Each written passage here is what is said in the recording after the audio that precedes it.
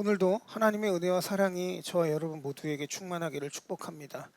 오늘은 자기 부인과 십자가라는 제목으로 마태복음 16장 21절에서 24절까지 말씀을 함께 보도록 하겠습니다. 네, 오늘도 질문에 대한 답입니다. 그래서 오늘은 어떤 질문이 있었냐? 자기 부인과 자기 십자가는 뭘 의미하는 거냐라고 질문을 하셨습니다.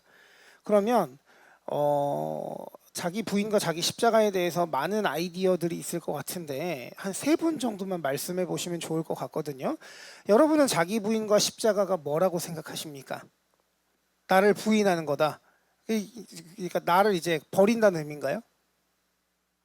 아, 네. 그렇게 뭐 생각할 수 있죠. 또 맞는지 안 맞는지는 뒤에 가보면 아니까.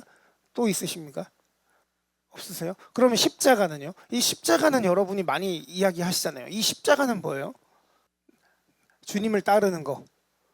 예, 또. 자신들이 없으시군요. 자, 좋습니다.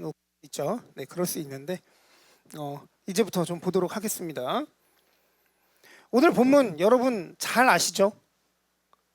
이게 교회들에서 잘 다루지는 않는데, 그래도 다들 아시는 내용이에요. 왜냐면, 그 고난주간쯤 되면 이 본문을 여러분이 읽지는 않으시더라도 혹은 이제 설교로 듣지는 않으시더라도 이제 성경에 관련된 이야기나 예수님에 관련된 어떤 그런 사건들을 다룰 때 반드시 언급되는 내용 중에 하나거든요. 그래서 베드로의 신앙 고백 그리고 거기에 대한 예수님의 반응 뭐 이런 것들이 굉장히 우리에게 유명하단 말이에요. 그런데 제가 늘 말씀드리지만 우리가 잘 알고 있는 본문은 오해가 많을 수 있다. 오해가 있을 수 있다. 그래서 그 오해가 잘못된 게 아니고 옛날엔 다 그렇게 배웠다.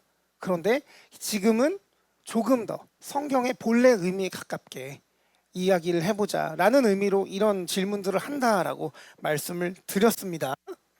오늘 본문의 사건은 베드로의 신앙 고백 이후에 벌어지는 일입니다. 베드로가 뭐라고 신앙을 고백을 해요? 베드로, 자, 이거부터 해볼게요. 예수님께서 제자들을 파송하시고 그 제자들이 예수님께로 돌아옵니다. 그리고 예수님이 이제 제자들과 함께 가이사랴 빌립보로 다시 올라가셨어요. 가이사랴 빌립보에는 사람이 별로 없습니다. 사람이 별로 없는데, 자, 여러분 보세요. 사람들이 이렇게 다니다 보면 주변에서 말하는 소리 다 들리죠. 잘 들리죠. 그리고 직접 제자들이 전도 여행을 갔다 왔잖아요. 예수에 대해서 들었을 거란 말이에요. 여러 가지 이야기들을 들었을 거예요. 그래서 예수님이 이렇게 질문하십니다. 사람들이 인자를 누구라고 하느냐? 그랬더니 뭐 여러 가지 답변이 나와요. 뭐 이렇게 뭐 선지자다, 뭐 모세 혹은 엘리야다, 뭐 이렇게 세례 요한이다. 그러면 너희들은 나를 누구라고 하니? 라고 예수님이 질문하시니까 베드로가 이렇게 이야기합니다. 주는 그리스도시요 살아계신 하나님의 아들이십니다. 자, 베드로가 알고 있겠어요? 모르고 있겠어요? 모르고 했어요. 그 증거가 뭐냐면 예수님께서 이렇게 말씀하시거든요. 바이시누머나 네가 복되다. 그런데 그건 네가 한 게 아니고 네 안에 계신 성령께서 하게 하신 것이다. 라고 예수님이 말씀하시면서 이때부터 예수님이 예루살렘에서의 사역에 대해 말씀하시기 시작합니다. 자, 그런데 예수님의 예루살렘에서의 사역은 십자가에서 죽으시는 사역이에요. 그러니까 이제 베드로가 신앙 고백까지 딱 했고 베드로에게 천국 열쇠를 주셨어요. 물론 이 천국 열쇠는 베드로에게 준 것이 아니라 베드로로 대표되는 교회에게 주신 겁니다. 이 권세는 베드로가 아니라 교회에게 주신 권세예요. 이건 나중에 다룰 수 있으면 나중에 다루면 좋겠고 어쨌든 죽으러 이제 막 뭔가 일어날 것 같아요. 와, 이제 뭔가 됐다. 그런데 갑자기 예수님이 나 죽으러 간다 라고 말씀하시는 거예요. 그러니까 베드로 입장에서 황당하죠. 제자들 입장에서는. 그래서 이제 베드로가 뭐라 그러냐면 예수님을 붙들고 항변합니다. 이 일이 절대 미치지 않을 겁니다 라고 이야기하는 거예요. 자, 그런데 여기에 제가 지금 어디에다가 색칠을 해놨죠? 항변에다가 색칠을 했죠. 자, 이 항변이라는 단어가 너무나도 중요한데 이 항변이라는 단어의 뜻은 비난하다, 꾸짖다, 받았다라는 겁니다. 자, 지금 여기서 베드로가 뭐라 그래요? 주여. 예수님을 주라고 표현합니다. 물론 이제 이 주가 관용어적인 표현이겠지만 여러분 주인이나 주 혹은 여러분이 이제 선생님이나 이렇게 그분들을 막 여러분이 비난하거나 꾸짖으실 수 있겠어요? 못하시죠? 옛날 개념에선 이거는 뭐 없는 적이죠. 특히 예전에 그 두사부일체인가 그런 영화가 있었는데 어떤 학생이 선생님한테 이제 선생님 밀치고 때리고 하려고 하는 거예요. 그러니까 이제 거기 그 학교에 다니고 있던 그 깡패 두목입니다. 깡패 두목이 선생님을 그렇게 대하는 걸 보고 이제 화가 나가지고 이제 막 욕을 해가면서 그 학생을 막 발로 차고 하는 거예요. 어디 선생님한테 네 가지가 없게 주먹을 휘두를 수 있냐 이러면서 우리는 그런 생각 못 하거든요. 근데 지금 베드로가 선생님을 향해서 비난하고 꾸짖는 겁니다. 우리가 생각하는 어떤 선생님 그러시면 안 돼요라는 이미지랑은 조금 많이 다르죠. 그런데 이 단어가 헬라어로는 더 격한 표현입니다. 얼마나 격한 표현인가? 이런 표현이에요. 멱살을 잡고 벽으로 밀쳐서 아무것도 못하게 제지하는 이 정도의 표현입니다. 그러니까 지금 베드로가 너무나도 흥분해서 예수님의 자 상상을 해보세요. 베드로가 예수님의 멱살을 잡고 한쪽으로 밀어가지고 그러시면 안 되죠. 내가 막 어떻게 나한테 어떻게 그럴 수 있어요? 이러면서 하는 거예요. 굉장히 격한 표현이죠. 베드로 입장에서 예수님의 말씀은 있어서는 안 되는 말이에요. 왜냐하면 자 여러분 베드로가 예수님을 따르기 위해서 뭘 했죠? 다 버렸어요. 자기 가족도 버렸고 자기 집도 버리고 자기 생업도 버렸어요. 그러니까 자기한테 남은 건 예수님을 따라다녔을 때 나중에 따라올 영광밖에 없단 말이에요. 물론 베드로는 그 아내를 데리고 다녔다라는 그 이야기들이 있지만 어쨌든 뭐 모든 걸 다 버렸잖아요. 그러면 베드로 입장에서는 이건 진짜 말이 안 되는 거죠. 아니 내가 이제 좀 팔자 좀 피나 하고 당신한테 내 모든 인생을 베팅을 했는데 그러니까 전 재산을 걸어서 한쪽에다가 뭐 이렇게 저걸 건 거죠. 이제 경마장에서 말한테 걸듯이 건 거예요. 그랬는데 뭐라고요? 죽는다고요? 예수님 지금 나랑 장난해요? 이렇게 나오는 거죠. 이해가 되죠? 여러분 전 재산이 걸려 있다고 생각해 보세요. 이렇게 이야기하면 갑자기 생각이 좀 달라지실 겁니다. 그런데 여기에다가 예수님께서 뭐라고 하시냐면 베드로에게 이르시되 사탄아 내 뒤로 물러가라. 너는 나를 넘어지게 하는 자다. 아니 제자한테 사탄은 또 뭡니까? 여러분 제가 만약에 여러분에게 여러분 마귀예요. 저를 시험에 들게 하지 마십시오 라고 말하면 여러분 마음 상하실까요? 안 상하실까요? 상하시죠. 그런데 이거는 베드로를 사탄아 라고 이야기한 게 아니고요. 베드로 안에 있는 사탄, 그러니까 베드로를 도구로 사용하는 사탄에게 물러가라고 하신 겁니다. 베드로한테 너 썩 물러가라 이런 얘기한 게 아니에요. 그런 이야기를 한 게 아닙니다. 사탄아 내 뒤로 물러가라 라고 하시면서 예수님이 뒤에 하시는 말씀이 네가 하나님의 일을 생각하지 않고 사람의 일을 생각한다 라고 말씀하셨어요. 그러면 지금 예수님의 입장에서 베드로의 행동은 옳은 행동입니까? 그른 행동입니까? 그른 행동인데 베드로가 예수님을 벽으로 밀치고 멱살 잡고 한 게 잘못됐다는 거예요? 베드로의 생각 자체가 잘못됐다는 이야기입니다. 그런데 여러분 보세요. 베드로의 항변이 의도가 나빠요? 쉽게 생각해 보시죠. 자, 제가 여러분한테 갑자기 이러는 겁니다. 여러분, 저는 이제 감옥에 갑니다. 감옥에 가면 저는 더 이상 못 나와요. 이게 다 교회를 위한 거고 하나님을 위한 일입니다. 라고 하면 여러분이 그러십시오 하십니까? 여러분이 그러면 전 되게 서운할 것 같은데 서운할 것 같은데 여러분 그럼 당연히 목사님 미쳤어요 이러면서 하시겠죠. 예, 이게 당연한 표현입니다. 당연한 반응이에요. 그런데 이 베드로의 항변 역시도 아주 선한 의도예요. 절대로 그 일이 예수님 일어나지 않을 겁니다. 예수님에 대한 의리, 예수님에 대한 어떤 존경심, 자신의 미래에 대한 모든 것까지 다 들어간 표현일 거예요. 자, 여러분, 그런데 제가 늘 하는 말 기억하시죠? 선한 의도가 반드시 선한 결과를 보장하지는 않는다는 거예요. 여러분, 요즘 보십시오. 많은 교회들이 주님의 이름으로 하나님의 영광을 위한다라는 명목으로 하시는 일들을 보세요. 그게 선한 결과를 낳나요? 반드시 선한 결과를 내지 않습니다. 왜 그런가요? 베드로의 선한 의도는 하나님과 상관없는 사람의 일이었기 때문이에요. 그래서 예수님이 그렇게 말씀하신 거예요. 네가 하나님의 일을 생각하지 않고 도리어 사람의 일을 생각한다.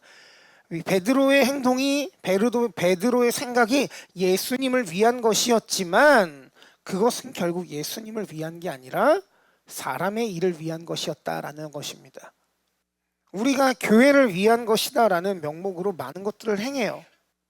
우리는 좀 우리 자신을 돌아봐야 돼요, 이제. 그럼 뭐가 주님을 위한 건가에 대한 생각을 다시 한번 해봐야 되겠죠. 자, 그러면 여러분, 사람의 일을 생각하는 사람과 하나님의 일을 생각하는 사람은 무엇이 다를까요? 하나님의 일을 생각하는 사람은 어떤 사람입니까? 오늘 본문을 통해서 우리가 답을 좀 내봐야 돼요. 하나님의 일을 생각하는 사람은 오늘 본문 속에 답이 있습니다. 자기를 부인하고 자기 십자가를 지고 따르는 사람이에요. 하나님의 일을 생각하는 사람은 예수님을 따르는 사람입니다. 예수님을 따르는 사람은 자기를 부인하고 자기 십자가를 지는 사람이에요. 그러면 여러분을 부인하시기 바랍니다.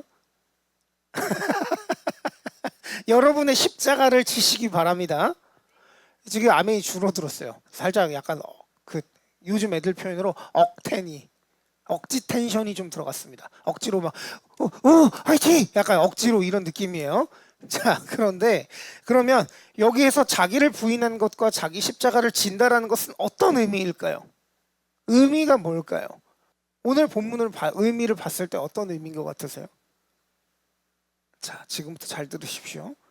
자기를 부인하는 것은 땅의 것을 보지 않고 하늘의 것을 보는 것이에요. 우리는 자꾸만 하나님의 것을 생각한다고 하지만 결국은 땅의 것을 생각합니다. 여러분이 교회를 위해서 하나님을 위해서 하신 일이라고 하는 것들을 한번 돌아보세요. 그것이 정말 하나님을 위한 일이었습니까? 이거는 우리가 잘 생각을 해봐야 되는 일이에요. 제가 그게 이런 거예요, 저런 거예요 라고 제가 여러분의 개인적인 신앙 양심을 판단할 수 없기 때문에 저는 제가 하나님을 위한 것이라고 하는 것들이 사실은 하나님을 위하지 않은 것들이 더 많았던 것 같습니다. 솔직하게 고백하는 거예요. 순수하게 하나님의 것을 가지고 일을 할 수 있나? 아니요, 어려운 거죠. 막말로요. 그냥 좀 이게 쉬운 말로 제가 왜 건건중학교에 담임으로 부임을 했겠어요? 하늘의 것을 보기 때문이지만 인간적인 마음은 어떤 마음이 있었냐면 이런 것도 있을 수 있죠. 물론 여러분이 너무 잘하시고 여러분은 존중합니다. 근데 다른 의미로 제가 만약에 장로, 당회가 구성이 돼 있고 교회가 이제 좀 담임 목사가 자신의 계획을 가지고 교회를 이렇게 좀 수정하고 움직이는데 제약을 많이 받는 교회에 간다고 저를 생각을 해보세요. 제가 어떨 것 같아요? 여러분이 생각할 때 여러분이 바라보시는 제 성향이 그걸 견딜 수 있는 성향일 것 같으세요? 저 죽을걸요? 솔직하게 죽을걸요?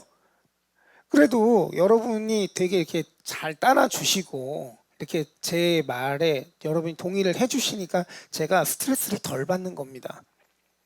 그러니까 저는 그게 더 스트레스인 거죠.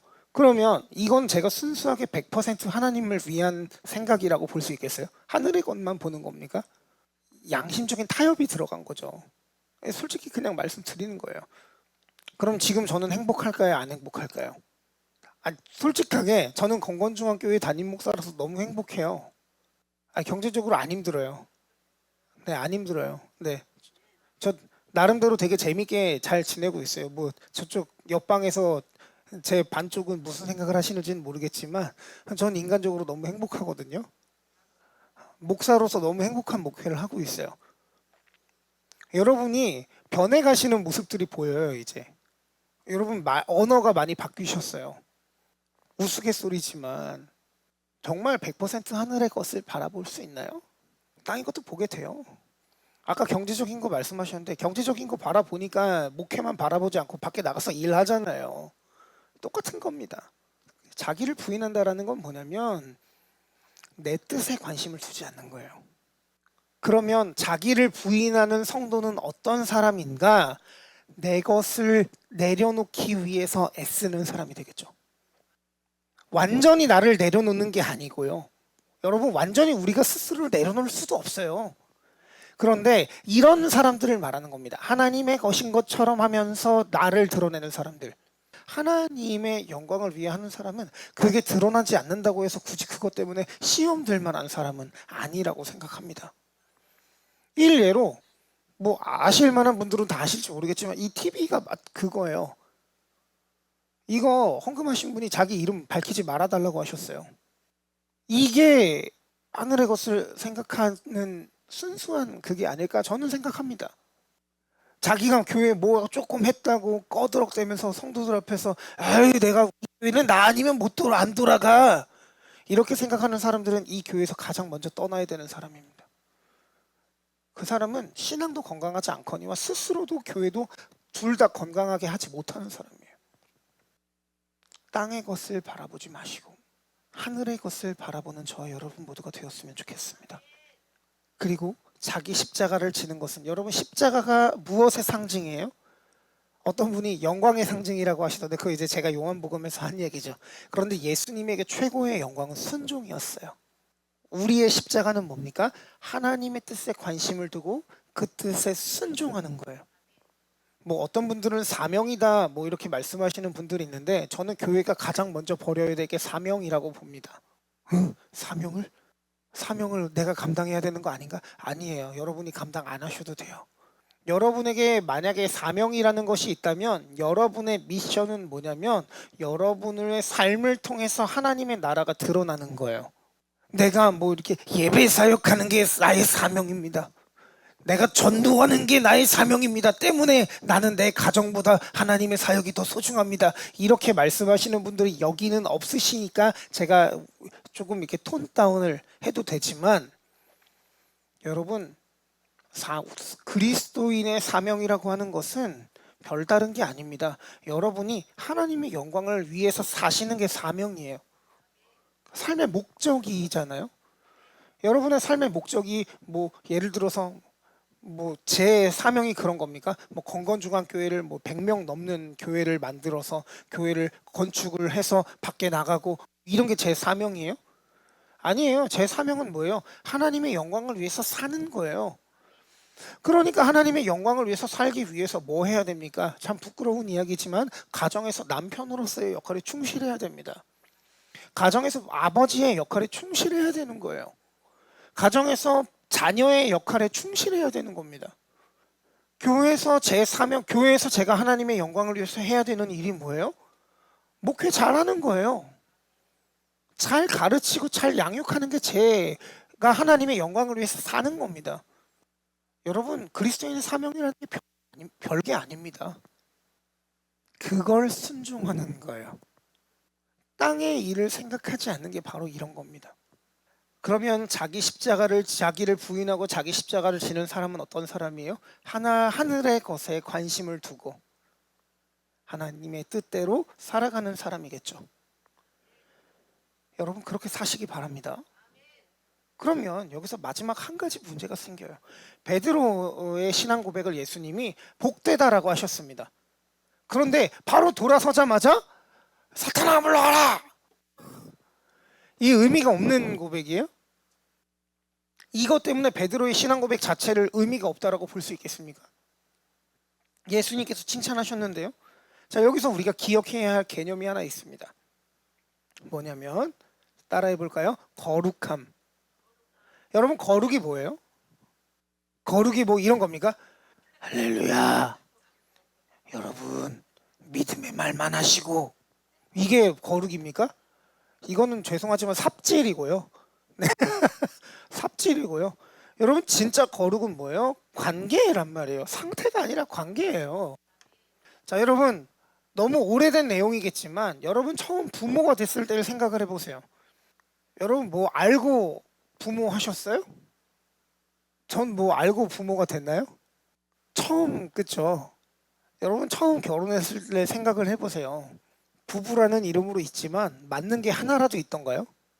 저희는 그래도 결혼하기 전에 대화를 진짜 많이 했어요. 뭐는 이렇게 하고 저건 저렇게 하고 이건 이런 거고 저런 거고 얘기를 진짜 많이 했습니다. 그래도 부딪히는 게 생겨요.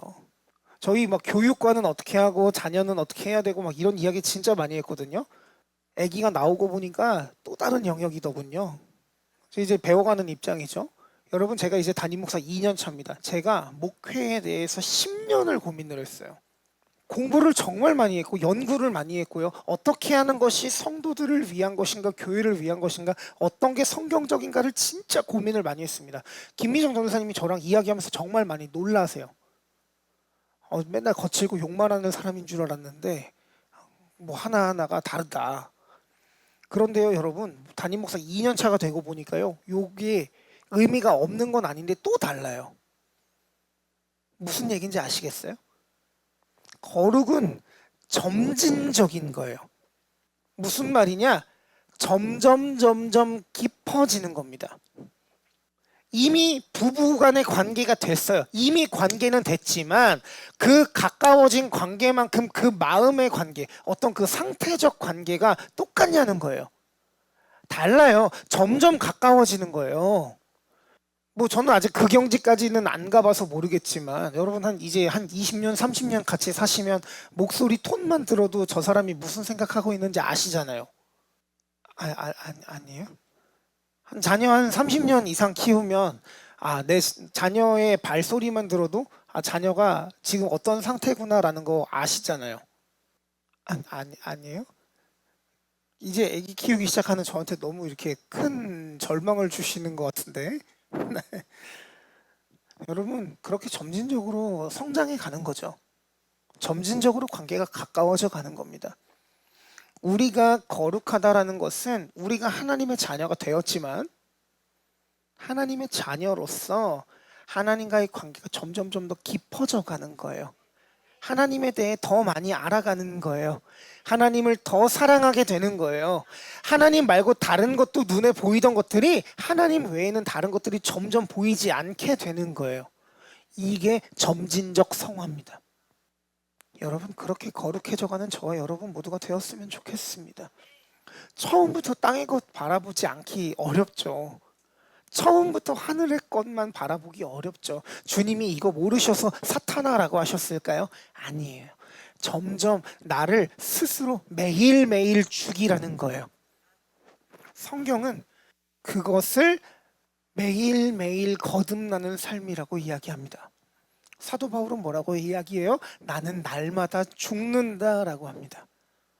여러분 매일매일 나를 부인하시고 매일매일 나의 십자가를 지고 주님의 뜻대로 살아가는 저와 여러분 모두가 되기를 예수님의 이름으로 축원합니다. 기도하겠습니다.